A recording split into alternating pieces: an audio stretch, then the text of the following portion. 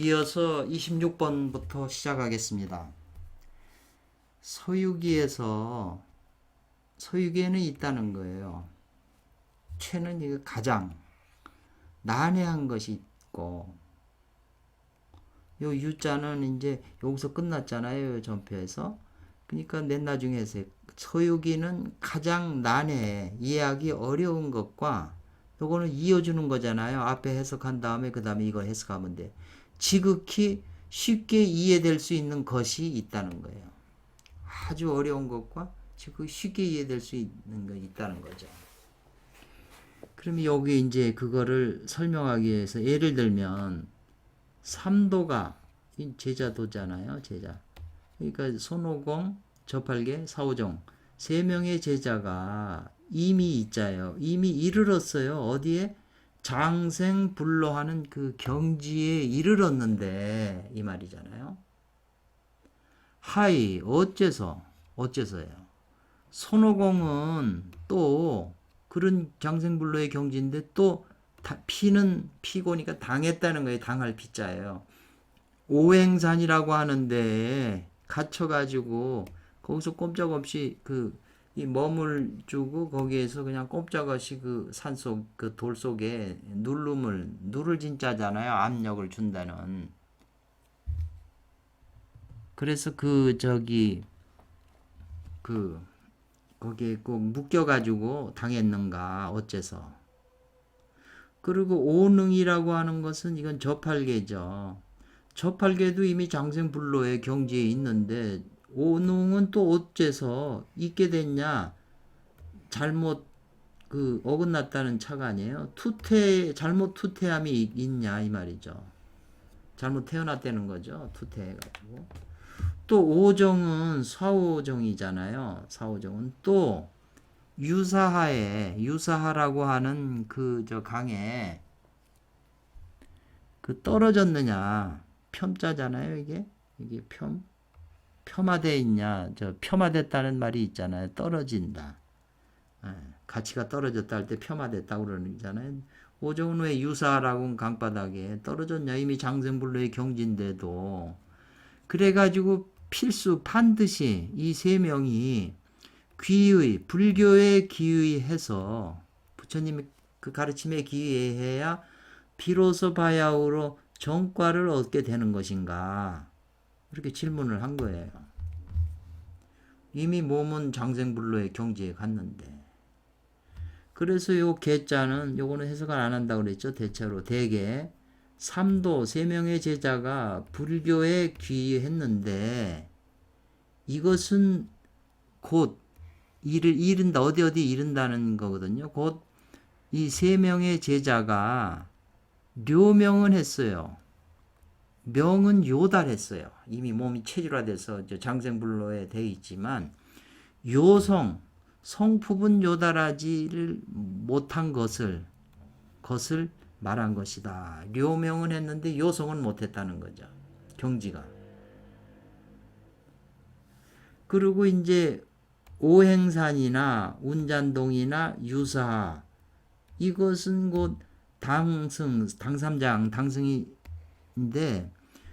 이 앞에 세 명은 제자들은 유사하고 오행산이고 다 날라서 가버려요. 그렇지만 당승은 요성은 했지만 아직 료명을 못한 것을 말한 것이다. 당승은 날라다니질 못하잖아요. 마음 공부는 됐지만 몸뚱아리는 안 됐다는 거예요. 료명은. 지금 말이 이해가 되시죠? 그래서 일필상사 한 글씨로 하나의 붓으로 두 가지를 묘사했다는 거죠. 쌍으로 묘사했다.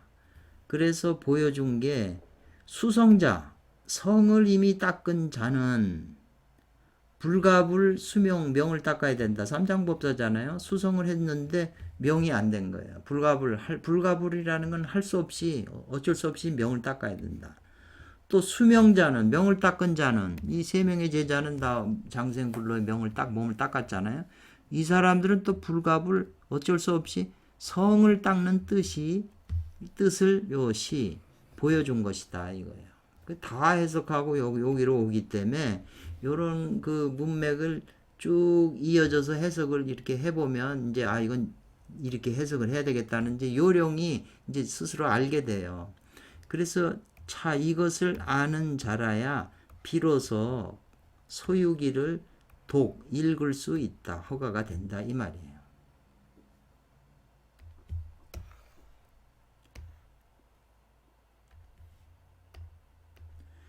27번에는 소유기라고 하는 책에는 또 있다. 뭐가 있어요? 부동 같지 않다니까 같지는 않지만 같지는 않아요. 둘이. 그러나 크게 보면 같은 것이 있다. 같은 것이 있다 이 말이에요. 예를 들면 소유기는 본래 이거 할리 대리자잖아요. 이거는 이런 걸 또 알아야죠. 본래 당산장이 서촌 인도로 가서 경을 취하는 것으로서 그걸 이름을 한 것이다 이거죠. 이름한 것이다. 그러니까 소유라고 하는 게 글로 가는 거잖아요. 가는 것으로서 이름한 것이잖아요. 그 제목이. 그런데 어째서 장차 오공의 공안을 손오공의 그 공안 사건을 착지어 전호 지었다는 거죠. 그것을 그 앞에 이제 지었는가 조금 말이 저도 약간 이해가 덜 하네요. 그러면 여기 앞에서 다르지만 크게 보면 같다는 것은 여기 나오네. 여수는 마침내 알지 못한다. 손오공이 몸이 생신한 것은 동숭신주에서 몸이 태어났다.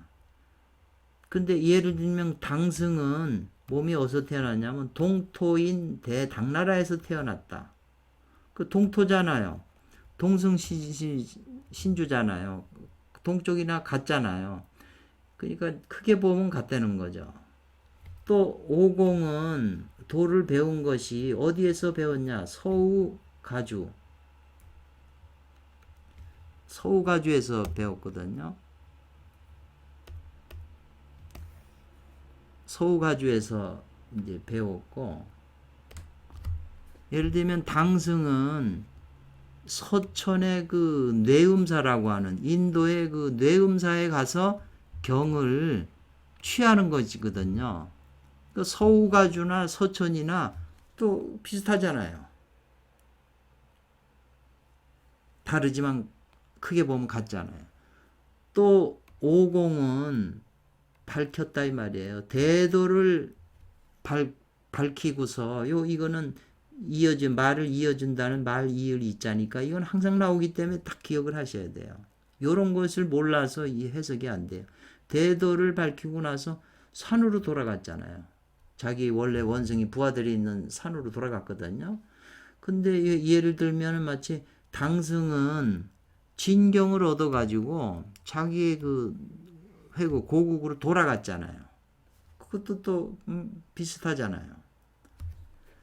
손오공은 그 노자가께서 만진 8개로 안에서 그 고생하다가 거기서 그 로에서 나온 후에는 또 뭘 이어져서 뭐가 됐냐면은 부처님 손바닥으로 들어갔어요. 그리고 부처님 손바닥에 오줌을 싸고 해가지고 그 일화가 있잖아요.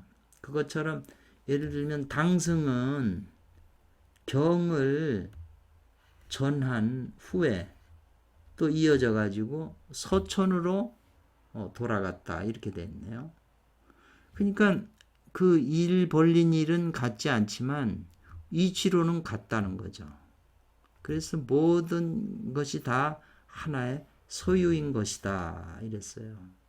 그래서 이걸 아는 자라야 비로소 소유기를 읽을 수 있다 이 말이고요. 소유기는 매 소유기에서 이렇게 보면은 그 요괴가 나타나 가지고 이제 뭐 어려움을 많이 겪어요. 매번 이른다. 어디에 지극히 어려운 그 상황에 이르면 행자 손오공이 즉 구구어 관음이라는 거죠. 관음보살에게 구해달라고 이제 그 구해요. 구교를 해요. 구해달라고. 이것이 바로 뭐가 되냐면 소유기라는 책에 대관목이 된다. 큰 골자가 되는 거예요. 안목 큰 거. 그래서 소유기 책 읽어보면 계속 관음보살이 이제 나타나서 도와줘요. 그러면 곧 된다. 이게 뭐냐면 수행하는 사람의, 지자는 의잖아요. 가장 중요한 요점이 된다는 거죠. 관음보살이 도와주는 게. 그래서 대개 성명의 학은 대개 이로써 성명의 학은 전부 있어요. 어디? 신명이 각찰하는 공에 있다는 거죠. 신명이 각 깨달아서 살피는 그런 공에 있다. 그래서 관세음의 요 관음이라고 하는 게 우리 인체에서 원신에 해당하고 지혜의 눈에 해당이 돼요. 관찰하는 자. 그래서 인체로 따져서. 그래서 그걸 비유했기 때문에 수행인의 가장 중요한 그 요긴한 곳이라는 거죠. 이것을 아는 자라야 비로소 소유기를 읽을 수 있다. 또 이렇게 표현을 했고요. 29회 소유기에서 앞에 7회, 1회에서 7회는 뭘 설명했냐면 명으로 말미암아 이로써 성에 미친다 그랬어요. 명으로 말미암아 성에 이제 미친다. 그러니까 요거 자는 이것도 항상 나오는 거잖아요. 무엇으로부터 이렇게 알고 계시면 돼요. 거의 유의로부터 요거 이어져 가지고 무의로 들어가는 것이다. 야로 끝나잖아요. 것이다. 1회서부터 7회는 이런 걸 설명한 것이고 뒤에 8회서부터 93회는 성으로 말미암아 이로써 명에 미치는 거다라는 거죠. 미치는 거죠. 이때는 무엇으로부터 무의로부터 그 다음에 이어져서 유의로 돌아가는 것이다. 야는 끝나는 거예요. 요 조사 요 야자 요 자자만 알면 요 이자 시작과 무의로부터 뭐뭐로부터 이어져서 유의로 돌아가는 야 끝나는 조사잖아요. 요 세 가지가 이게 그 무의나 돌아간다 유의로 돌아간다 이런 건 알아도 이런 게 붙어 있으면 이제 해석이 안 되는 거예요. 그렇기 때문에 소유기 책을 계속 반복하다 보면은 이제 자기도 모르게 이제 알게 돼요. 그러니까 꾸준히 한문 공부도 할 겸 또 이 내용이 보통 깊은 게 아니에요. 생각할 게 많죠. 그래서 이 통부 전체 책에 큰 대의다 이 말이죠. 대의가 불과 지나지 않는다. 이와 같음에 지나지 않는다는 거죠. 그러니까 이것을 아는 자라야 비로소 소유기를 읽을 수 있다. 이렇게 되는 것이고 39번은 소유라고 하는 그 책에서 3장이라고 하는 것은 비유한 거잖아요. 이게 3장은 비유한 거다. 뭐를? 태극의 본체를 체를 비유한 것이고 말이죠. 그리고 3도 세요 제자 도자니까 3명의 제자는 뭘 비유했어요? 오행의 길을 비유한 거예요. 요 지자 여기도 요 비유했다는 거. 3도는 이거는 명사잖아요. 3명의 제자. 오행의 지자는 의기다 이 말이죠. 이렇게 오행이 하나로 묶여진 거잖아요. 그걸 비유했다는 게 얼마나 쉬워요. 어렵진 않잖아요. 번역이. 그냥 하나 이건 기자고 지자고 행자고 오자 이런 거는 다 알아도 뭐 중간에 뭐가 껴 있으면 이게 해석이 안 되는 거예요. 근데 그걸 배우려고 학원에 가고 이런 것도 좋지만 자기가 이 유불선을 좋아하고 내용이 깊은 걸 이걸 보려고 내가 한문을 배워야 되겠다 한다면 직접 그 텍스트를 가지고 공부하는 게 나아요. 하나하나 옥편을 다 찾아서 그게 이제 실력이 붙고 이렇게 하는 거죠. 그러니까 지금 제가 하는 것처럼 이런 거를 따라오시면서 이게 지금 제가 대충 읽어갔지만 굉장히 깊은 뜻을 단어가 다 깊은 뜻이 있어요. 너무 깊어서 다 설명도 못해요. 이 소유라는 게 계속 나오잖아요. 이 소유라는 그 말 자체에 수행의 비밀이 숨어 있는 거예요. 전체 책에 소유라고 하는 말로 모든 게 다 끝나요. 선도의 이 유일명 선생님이 말씀하시려고 그러는 게 소유라는 글자 하나에 모든 비밀이 다 달라 붙는 거거든요. 그래서 이제 삼장법사가 거둘 숫자잖아요. 거둔다. 뭐를? 세 명의 제자를 거두는 것은 이것은 뭐냐면 요 삼장은 태극이잖아요. 태극에 오행 제자 오행의 길을 부리는 거예요. 어거하는 거예요. 부리는 거, 어거한다, 통합하는다 이런 뜻이거든요.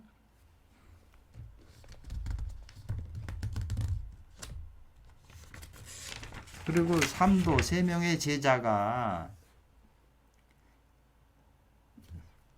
이게 이제 여기 거느릴 통이 있잖아요. 그러니까 삼장법사가 태극이 오행을 거느리잖아요. 그래서 이 태극이라고 하는 그 말도 이렇게 돼 있잖아요. 이건 플러스 양이고 이거 마이너스인데 요 면적이 똑같잖아요. 이 면적하고 음량이 음과 양이 딱 서로 면적이 분량이 같으면 잡아당겨요. 왜 남자하고 여자가 서로 끌리는 거는 그 에너지가 그 분량이 비슷하기 때문에 그래요. 그리고 이게 차이가 나면 배척을 해요.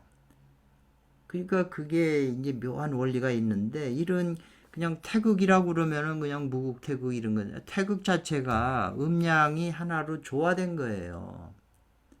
이것이 각 사람에게 뭘 의미하며 이게 현실 상황에서는 어떻게 적용이 되며 살아있는 어떤 적용을 해야 되지 그냥 철학적인 용어로만 낳고 사변적인 용어로 낳는다면 이 글이 큰 의미가 없는 거죠. 태극, 음양, 사상도 사상이 있잖아요. 음 중에 양이 있고 양 중에 있는 그 사상도 현실 원리에 현실 살아가는데 우리가 다 그거를 그 범주에서 벗어나질 못해요. 거의 다.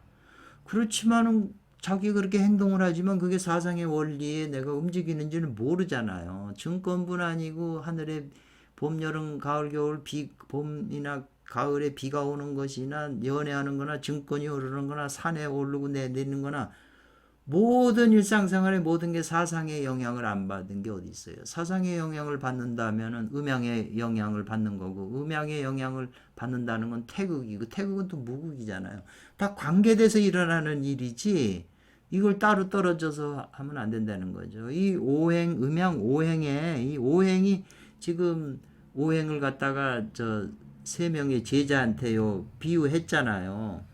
이게 앞으로 이제 손오공은 금수로 비유하고 저팔계는 목화로 비유하고 사오정은 토로 비유했어요. 그러면 그 논리가 서유기 전체의 그 맥락을 해석하는데 적용이 돼야 되잖아요. 기본을 그렇게 정해놓고 딱 뒤에 가서 다르게 얘기하면은 안 맞잖아요. 근데 대부분 책들이 그런 개념도 없고 그게 정확하지도 않아요. 혼란스럽기만 하고. 그래서 세 명의 제자가 삼장한테 돌아간다는 거죠. 이것은 결국 뭔 얘기예요? 세 명의 제자인 오행지기가 결국은 태국을 이루는 거잖아요. 그 거슬러 올라가서. 또 수행 원리가 그런 거고. 그래서 이거를 아는 자라야 비로소 저 서유기를 읽을 수 있다. 이렇게 표현한 거고요. 이게 지금 이 번호가 31로 돼 있잖아요. 이게 잘못된 거잖아요. 39가 돼 있는데. 그래서 여기서 그치고 제가 다시 정리해야 되겠습니다.